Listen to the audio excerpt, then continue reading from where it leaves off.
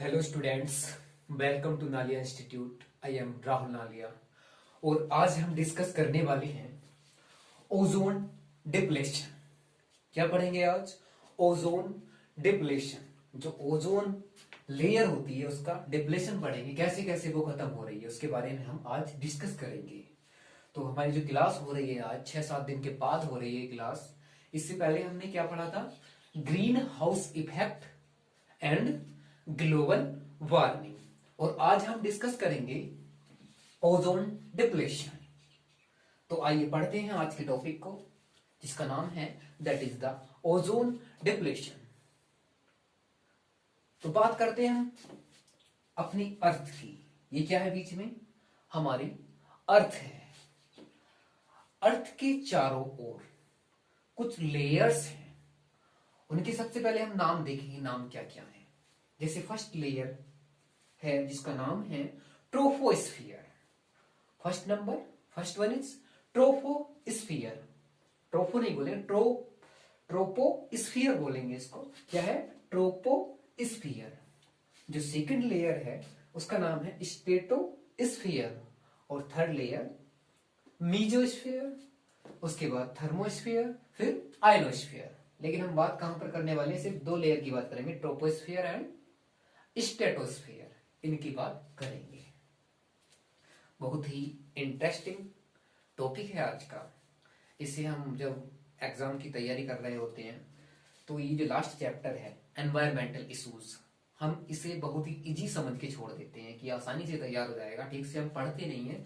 लेकिन इस चैप्टर से जो यूनिट है, हमारी सबसे लास्ट यूनिट है 12th क्लास में, इकोलॉजी, उसी का एक भाग है। सबसे लास्ट चैप्टर है एनवायरमेंटल इश्यूज। इसमें से भी क्वेश्चंस आते हैं, तो इसे भी हमें पढ़ना पड़ेगा। ओजोन डिप्लेशन क्या होता है देखते हैं। हमने लेयर के नाम देख लिए, उसके बाद आगे हम डिस्कस कर ले एक स्टोरी के रूप में। ये हमारी अर्थ है, उसके बाद है ट्रोपोस्फियर जो लेयर, नेक्स्ट लेयर है, उसके बाद है स्ट्रेटोस्फियर। इसी पे हम बात करेंगे। जो स्ट्रेटोस्फियर है इसमें एक लेयर होती है ओजोन की, जिसको बोलते हैं ओजोन लेयर। यहां पर क्या पाई जाती है? ओजोन। क्या पाई जाती है? ओजोन, O3, जिसमें ऑक्सीजन के 3 मॉलिक्यूल्स होते हैं, जिनसे मिलकर ये बनती है। नाम क्या है? ओजोन। O2 इससे बना क्या? O3। और वापस से यहां पर बनता रहता है। O3 से वापस क्या बनता है? O2। यानी कि यहां पर संतुलन बना रहता है, इक्वलिटी बनी रहती है। O2 से O3, O3 से वापस O2, ऐसा यहां पे चलता रहता है। तो यहां पर एक लेयर है। अब इसकी इंपॉर्टेंस क्या है? जो हमारा ये सन है, सूर्य है, जब इसकी लाइट अर्थ पर आती है, नीचे आएगी, तो जो ये लेयर है ये क्या करेगी? जब जो सूर्य की किरणें हैं उनके साथ आती हैं अल्ट्रावायलेट किरणें, यानी कि पराबैंगनी किरणें, अल्ट्रावायलेट रेज आती हैं। जो ये ओजोन लेयर है ये क्या करेगी? इसको अंदर नहीं आने देगी। क्या करेगी? इसको अंदर नहीं आने देगी। जो यूवी रेज हैं उनको ये अंदर नहीं आने देगी। जो स्ट्रेटोस्फीयर में ओजोन लेयर है ये यहीं से बैक हो जाएंगी। यदि ये नीचे आ जाएं, अर्थ सरफेस पर आ जाएं, अर्थ पर आ जाएं, तो क्या होगा? यदि ये इफ कहां मूव कर जाएंगे? अर्थ पर, स्किन कैंसर हो सकता है। क्या हो जाएगा? Skin cancer. जो हमारी स्किन है उसमें क्या हो जाएगा? कहीं भी बात कर सकते हैं हम, स्किन कैंसर। और सिनो ब्लाइंडनेस। क्या होता है सिलो ब्लाइंडनेस? सिलो नहीं, सिनो ब्लाइंडनेस, यानी कि इन्फ्लामेशन ऑफ कोर्निया। जो कोर्निया होता है आंख में, इन्फ्लामेशन ऑफ कोर्निया, उसी को बोलते हैं सिनो ब्लाइंडनेस। एंड एजिंग, जो सेल्स होती है उनकी एजिंग हो जाती है। तो ये सब हो सकता है यदि अल्ट्रावायलेट रेज अंदर आ जाए। लेकिन ये अंदर आती नहीं है। क्यों नहीं आती है? What were the reason behind that? Because जो ओजोन लेयर होती है क्या करती है? इनको अंदर आने से रोक देती है। तो ये इंपॉर्टेंस होता है ओजोन लेयर का। और अब हम क्या कर रहे हैं, अब हमारी एक्टिविटीज क्या हैं, ये लिखा हुआ है द एटमोस्फेयर, इसका भी ध्यान रखेंगे। ये सब क्या है, पूरा एटमोस्फेयर है, उसी के अंदर ये लेयर है, लेयर्स हैं। एक केमिकल है जो एयर पोल्यूटेंट है, जो पोल्यूशन कॉज करेगा, CFC, क्लोरोफ्लोरोकार्बन। इधर लिखा हुआ है CFC, chlorofluorocarbon. It is a catalyst for breakdown of ozone. What you mean, इसका मतलब क्या है? इट इज ए कैटालिस्ट, ये क्या है, कैटालिस्ट है, मतलब कि ये खत्म नहीं होता है। और क्या करता है, फॉर ब्रेकडाउन ऑफ ओजोन, किस लिए होता है, ओजोन के ब्रेकडाउन के लिए, उसको तोड़ने के लिए हमारे द्वारा बनाया गया है ये। जिसे हम रेफ्रिजरेटर यूज करते हैं, फ्रीज यूज करते हैं, उन्हीं से निकलता है CFC। और ये अर्थ पर क्या, CFC, ये क्या करेगा, स्ट्रेटोस्फीयर में पहुंचेगा, और जो ये O2 से O3 बनी थी, O3 से वापस O2 बनती है, O3 से वापस O2 बनने की प्रोसेस को ये फास्ट कर देगा, जल्दी जल्दी। फिर क्या होगा, O3 से O2 बनेगी, तो जो ये लेयर है, ओजोन लेयर, ये क्या हो जाएगी, डिग्रेड होना शुरू हो जाएगी, खत्म होना शुरू हो जाएगी, इसका डिप्लेशन शुरू हो जाएगा। एक जगह भी है जिसका नाम है अंटार्कटिका, यहां पर पाया गया है ओजोन होल। नीचे की साइड पृथ्वी पर मैंने ये बनाया है अंटार्कटिका, यहां क्या पाया गया है, ओजोन होल पाया गया है। किस वजह से, हमारी एक्टिविटीज की वजह से। हमारी एक्टिविटीज क्या है, सही नहीं है, जिसकी वजह से ओजोन क्या है, लेयर खत्म होती जा रही है। और यदि ये खत्म हो गई तो हमारा जीवन क्या हो जाएगा, अस्त व्यस्त हो जाएगा। हमें स्किन कैंसर हो सकता है, सिनो ब्लाइंडनेस हो सकता है, और हमारी सेल्स जो होती है एजिंग हो सकती है, जल्दी जल्दी बुढ़ापा आने लगेगा, ये सब होगा। उसके बाद देखिए CFC हमने देख लिया क्या होता है, क्लोरोफ्लोरोकार्बन, ये फुल फॉर्म है इसकी, chlorofluorocarbons. It is a catalyst, खत्म नहीं होगा ये, यूज होगा किसी लिए, ब्रेकडाउन ऑफ ओजोन, ओजोन के ब्रेकडाउन के लिए। Next one is this synonym blindness, बात की थी हमने इसकी, क्या होता है सिनो ब्लाइंडनेस, यदि अल्ट्रावायलेट रेज नीचे आ जाए। एक बात और कर ले हम यहाँ पर, जो अल्ट्रावायलेट रेज हैं, कौन सी वाली नीचे आती हैं, किनसे ज्यादा खतरा होगा, उनका नाम है UV बी रेज। क्या बात कर रहे हैं हम यहाँ पर, UV बी रेज की। इनके टाइप होते हैं UVA, UVB, UVC, तो यहाँ पर कौन सी आएगी नीचे, UV बी रेज। तो क्या कोज करेगी, स्किन कैंसर, सिनो ब्लाइंडनेस। अब सिनो ब्लाइंडनेस क्या है,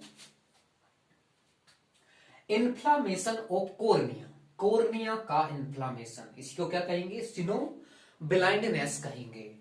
next point is this thickness of ozone layer, very very important point. Thickness of ozone layer is measured in Dobson unit. जो थिकनेस है ओजोन लेयर की, इसको किस में मेजर करेंगे, करते हैं डोब्सन यूनिट में। Very very important from the examination point of view, Dobson unit question बनता है, पढ़ेंगे इसको, याद रखेंगे। Thickness of ozone layer is measured in Dobson unit. Next point is this UV rays are absorbed by our DNA and protein. जो UV rays हैं, ये किसके द्वारा एब्जॉर्ब होती है, जो हमारा DNA है एंड प्रोटीन है, जिसकी वजह से आगे क्या हो जाएगी, हमारी स्किन में जो सेल्स है उनकी एजिंग हो जाएगी। नेक्स्ट टर्म है यहां पर लिखा है मैंने, प्राइमरी पोल्यूटेंट्स, प्राथमिक प्रदूषक क्या होते हैं।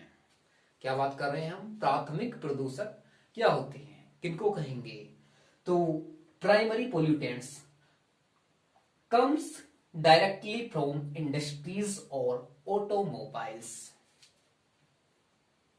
इसका मतलब है ऐसे सभी पोल्यूटेंट्स की बात कर रहे हैं जो कहां से मिल रहे हैं हमें, कम्स डायरेक्टली फ्रॉम इंडस्ट्रीज, जो इंडस्ट्रीज से मिल रहे हैं या फिर ऑटोमोबाइल से मिल रहे हैं, डायरेक्टली मिल रहे हैं, इनको बोलते हैं प्राइमरी पोल्यूटेंट्स। जैसे कि सच एज एग्जाम्पल की बात करें तो carbon monoxide, next one is nitrogen oxide and sulphur oxide. ये सब क्या है? प्राइमरी पोल्यूटेंट्स हैं। इनको क्या कहेंगे? प्राइमरी पोल्यूटेंट्स कहेंगे। नेक्स्ट बात करें सेकेंडरी पोल्यूटेंट्स की। अब द्वितीयक प्रदूषक क्या हैं? प्राइमरी पोल्यूटेंट्स, यहां पर पोल्यूटेंट्स करेंगे प्राइमरी पोल्यूटेंट्स।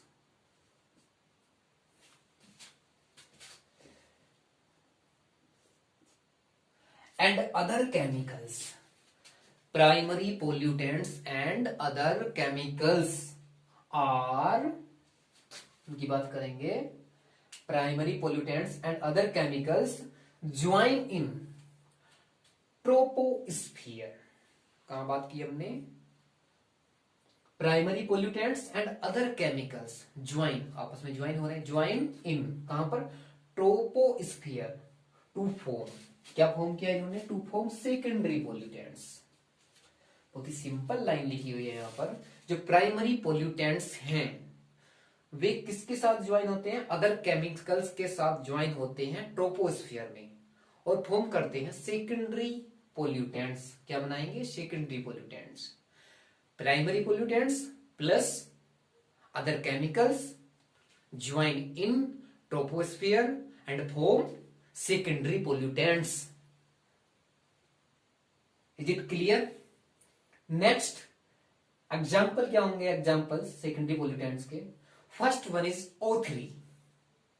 पहला एग्जाम्पल है O3। अब O3 क्या है? सेकेंडरी पोल्यूटेंट्स है। अब अभी बात कर रहे थे हम ओजोन हमारे लिए अच्छी होती है, अब बात कर रहे हैं हम ओजोन सेकेंडरी पोल्यूटेंट्स है। यदि पृथ्वी पर आ जाए, पृथ्वी पर क्या पोज करेगा? जो लिविंग बीइंग्स हैं उनके लिए क्या होगा? हार्मफुल होगा। तो ये ओजोन को हम यहां पर हार्मफुल क्यों बता रहे हैं? यदि ओजोन बनती है स्ट्रेटोस्फीयर में तो हमारे लिए क्या होगी? बेनिफिशियल होगी, हमारे लिए अच्छी होगी।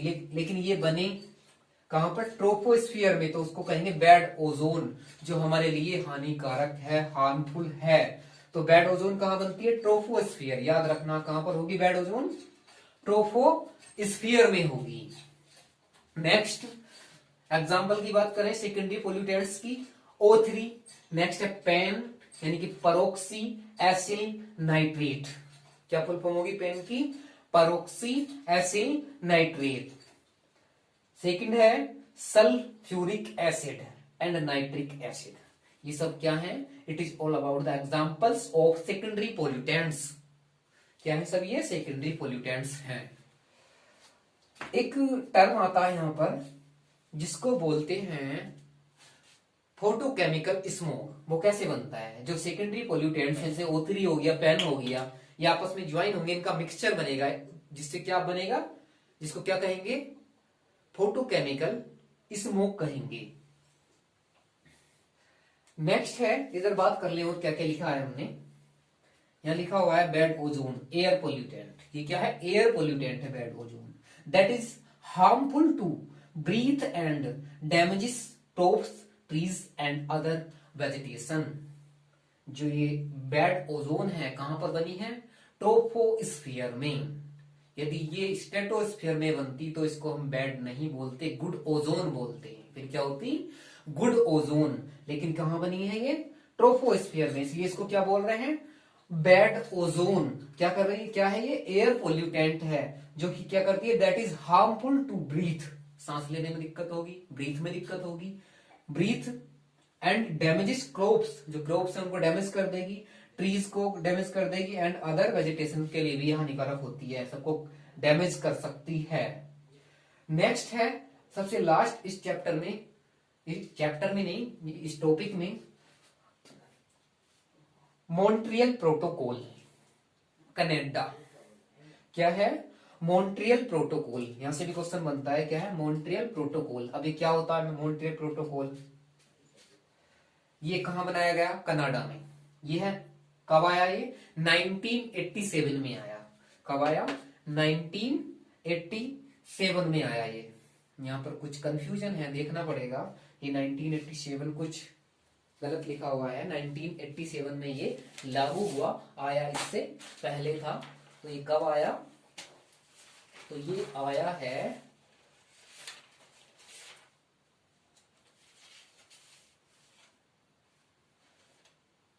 अच्छा 1987 में आया और इफेक्टिव का हुआ 1989 में। 1989 आया कब? 1987 में और इफेक्टिव का हुआ 1989 में। किस लिए है ये? To reduce the rate of depletion of ozone. जो रेट है ओजोन की डिप्लेशन की, उसको रिड्यूस करने के लिए, कम करने के लिए ये बनाया गया था प्रोटोकॉल, जिसका नाम है मॉन्ट्रियल प्रोटोकॉल। तो आज हमने इतना सब ये डिस्कस किया। एक बार फिर से बात कर लेते हैं, क्या क्या बात हमने कर ली। ओजोन डिप्लेशन की हमने बात की है। ओजोन डिप्लेशन क्या है? ओजोन का अपक्षय, जो ओजोन लेयर है उसका डिप्लेशन। ओजोन डिप्लेशन, जो हमारी ओजोन लेयर है कहाँ होती है? स्ट्रेटोस्फीयर में होती है। और क्या करती है ये? जो सूर्य की पराबैंगनी किरणें हैं, जो हमारा सन है उसकी अल्ट्रावायलेट रेज है, उनको पृथ्वी पर डायरेक्ट आने से रोकती है, ऊपर ही रोक लेती है। यदि भी नीचे आ जाए तो क्या होगा? स्किन कैंसर हो जाएगा, स्नो ब्लाइंडनेस हो जाएगा एंड एजिंग हो जाएगी। तो ये क्या करती है? हमारे लिए एक कवरिंग बनाकर रखती है, जिससे हम यूवी रेज से बच जाते हैं। यदि ये नीचे आ जाती है तो क्या होता है? Skin cancer, snow blindness and ageing, ये हो सकता है। यदि ओजोन ट्रोपोस्फियर में बनती है तो उसको कहेंगे बैड ओजोन, और यदि ये बनती है स्ट्रेटोस्फियर में तो उसको बोलते हैं गुड ओजोन। क्या कहेंगे? यहां पर क्या बनेगी? Good ozone. और CFC, क्लोरोफ्लोरोकार्बन, जिसको किसने बनाया? हमने बनाया। रेफ्रिजरेटर यूज कर रहे हैं हम, फ्रिज यूज कर रहे हैं, उनसे क्या निकलता है? CFC। अब CFC क्या कर रहा है यहाँ पर? CFC क्या करेगा? पहली बात तो फुल फॉर्म क्या है? क्लोरोफ्लोरोकार्बन। याद रखना है फुल फॉर्म को। फुल फॉर्म क्या होती है CFC की? क्वेश्चन आ सकता है। It is a catalyst. ये क्या है? कैटालिस्ट है, कभी खत्म नहीं होगा। एक बार बन गया तो खत्म नहीं होगा, तो इसलिए हमें इसे बनाना ही नहीं है। हमें ऐसा करना चाहिए बने ही ना। It is a catalyst for break down of ozone. ये कैटालिस्ट है किसके लिए? Break down of ozone, ozone के ब्रेक डाउन के लिए। ओजोन का क्या कर देगा? ये ब्रेक डाउन कर देगा। सिनो ब्लाइंडनेस हमने अभी बात की है, क्या होता है? इन्फ्लामेशन ऑफ कॉर्निया, कॉर्निया का इन्फ्लामेशन कहलाता है snow blindness. Next one is this thickness of ozone layer is measured in Dobson unit. जो ओजोन लेयर की थिकनेस है उसको किसमें मेजर करते हैं? डॉप्सन यूनिट में करते हैं। UV rays are absorb by our DNA and protein. जो यूवी रेज हैं वे एब्जॉर्ब की जाती है हमारे डीएनए एंड प्रोटीन के द्वारा, जिसकी वजह से हम इफेक्टिव हो जाते हैं। और स्किन कैंसर हो सकता है, स्नो ब्लाइंडनेस हो सकता है, सेल की एजिंग हो सकती है, ये सब हो सकता है क्योंकि ये हमारे डीएनए एंड प्रोटीन जो है इसको एब्जॉर्ब कर रहे हैं। जो यूवी रेज हैं उनको अपने अंदर एब्जॉर्ब करने की क्षमता रखते हैं, कैपेबिलिटी रखते हैं। नेक्स्ट वन इज दिस, हमने बात की। उसके बाद हमने बात की थी प्राइमरी पोल्यूटेंट्स की, कि प्राइमरी पोल्यूटेंट्स क्या होते हैं। ऐसे पोल्यूटेंट्स जो डायरेक्टली हमें कहां से मिल रहे हैं? इंडस्ट्रीज से मिल रहे हैं या ऑटोमोबाइल से मिल रहे हैं। किससे मिल रहे हैं? डायरेक्टली ऑटोमोबाइल्स, इंडस्ट्री और automobiles comes directly from industries and automobiles, and नहीं बोलेंगे और ऑटोमोबाइल्स। जैसे कि carbon monoxide, nitrogen oxide and sulphur oxide, ये सब क्या है? प्राइमरी पोल्यूटेंट्स हैं। Next secondary pollutants, primary pollutants and other chemicals join in troposphere. क्या बात की हमने? Primary pollutants and other chemicals join in troposphere and to form secondary pollutants. इन्होंने क्या फॉर्म किया? क्या बनाया? सेकेंडरी पोल्यूटेंट्स बना लिया। जैसे कि O3, PAN, nitric acid, sulphuric acid, और ये आपस में मिक्सचर बना के क्या बनाते हैं? फोटोकेमिकल स्मोक बनाते हैं। ये भी हमें याद रखना है। और ओजोन की हमने बात कर ली, यदि ट्रोपोस्फियर में बनी तो बैड ओजोन, और स्ट्रेटोस्फियर में बनी तो क्या कहेंगे? उसको गुड ओजोन कहेंगे। CFC क्या करता है? यहाँ पर जो हमारा स्ट्रेटोस्फियर है, इसमें जो लेयर है ओजोन लेयर, उसमें O2 से O3 बनती है, यानी कि ओजोन बनती है किससे? ऑक्सीजन से। और फिर वापस से क्या बनता रहता है? O2 बनती रहती है। जो वापस से O2 बनी है, क्या हुआ? जो वापस से O2 बनी है उसको ये प्रोसेस को क्या कर देगा? फास्ट कर देगा, जल्दी जल्दी होने लगेगी। तो जिसकी वजह से जो ये लेयर है, ओजोन लेयर, ये डिग्रेड होना शुरू हो जाएगी, खत्म होना शुरू हो जाएगी, इसका डिप्लेशन हो जाएगा।